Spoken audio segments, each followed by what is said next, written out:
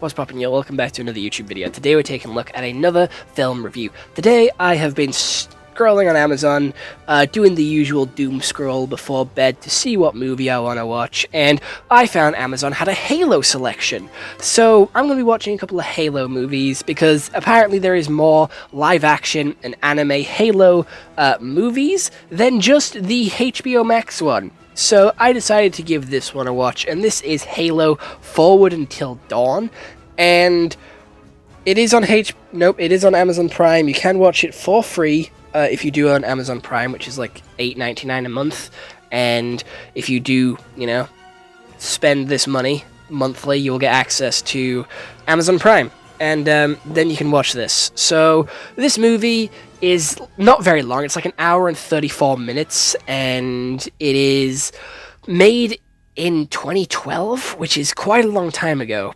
It does say on Google that it is one season long, but it's just one movie on Amazon. So I don't really understand what Google means, but Thomas Lasky, who has revisitations about his abilities as a soldier, teams up with John 117 to fight against the Covenant in order to save mankind. So, this movie opens up pretty standardly with three kids on a battlefield, and yes, one of them is the girl from Narnia. Didn't expect a cameo like that to show up, but oh well, let's continue. And one of them disobeys orders and gets shot, but guess what? He didn't get shot in reality. Don't worry, we didn't kill off our main character straight away like that. It was a training exercise. So they all get shit on for, doing bad in the training exercise. And then they go back to camp, get shit on by the generals, and then they, do more training exercises, hang around, talk to each other, build up their connections between the other members of the squad, and then they get attacked by the Covenant. Oh no, the Covenant's come to their base to kill them.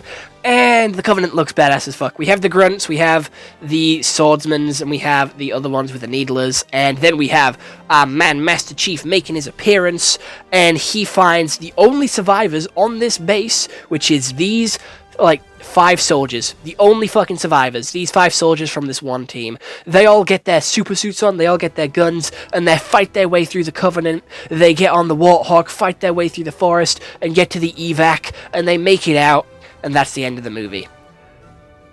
Gonna be honest, Master Chief, he's on the front cover. He's the main picture. He's the main man. He is the guy from Halo. He is Master Chief. And he's in the movie for about, half an hour. He's in the movie towards the end. I genuinely did not give a shit for any of these young soldiers here. I found it very hard to build a connection with them because they were all so one note and annoying. They all had their stereotypes. We had the angry one, we had the one that didn't listen, we had the natural born leader one, we had the token girl, we had the other token girl, one of them being a girly girl and the other one being more into army stuff. So, we had the stereotypes. It was boring, okay? It is what I'm basically saying. The characters didn't really have any connection. They tried to fake connections, and they had the whole hour of them sort of setting up, oh, he's a bad boy, oh, but he's starting to turn into a pretty decent soldier. He doesn't follow orders, but guess what? He can follow orders, and his brain is pretty good at making his own plans. And we did have an Easter egg from Cortana at the end of the episode, at the end of the movie, which I thought was pretty cool. Love Cortana. And Master Chief took his helmet off at the end of the movie, but we didn't get to see his face, and I like that, keeping Master Chief's identity a secret. That's good. Guess fucking what the HBO Max series didn't do? They made him take his helmet off for majority of the fucking season, so it basically just was this guy and not Master Chief. Covenant looked shit, not gonna lie. The Covenant CGI was garbage, but it was 2012, so I can kind of forgive it. They did look ass, but the fights were still cool. I still liked the fights between Master Chief and the Covenant.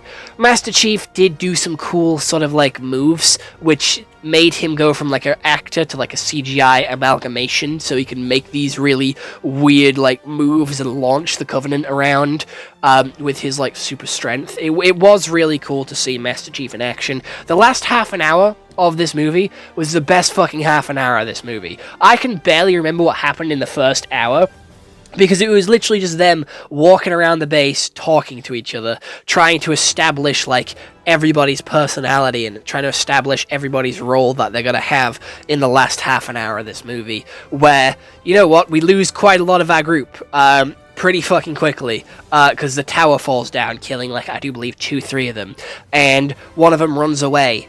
And, again, because these five, the last 5 survivors, I'm going to assume... Holy shit!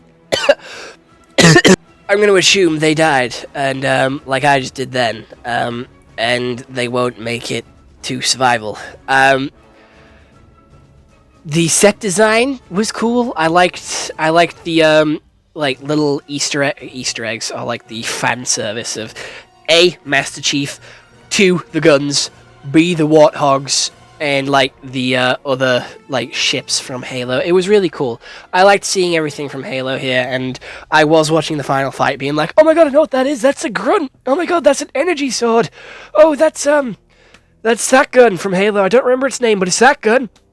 And it was fun, it was cool, I liked doing that, it was basically the only reason why I watched the movie, okay? Like, I like Halo. Halo is easily one of my top 5 favorite game franchises.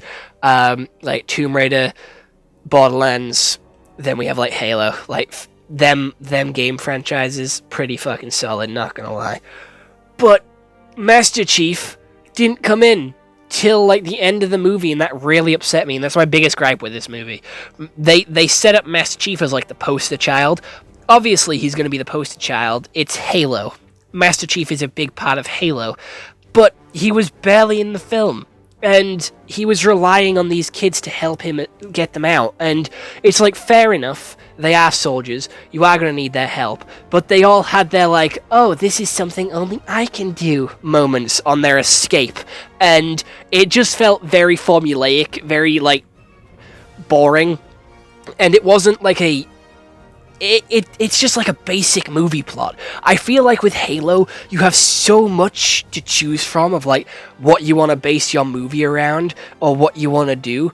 This is such like a cheesy, like, base level movie plot where it's, oh, this is something only I can do, I'm special, we're all important as a team. Which, yes, fair enough, great message, brilliant message for the kids.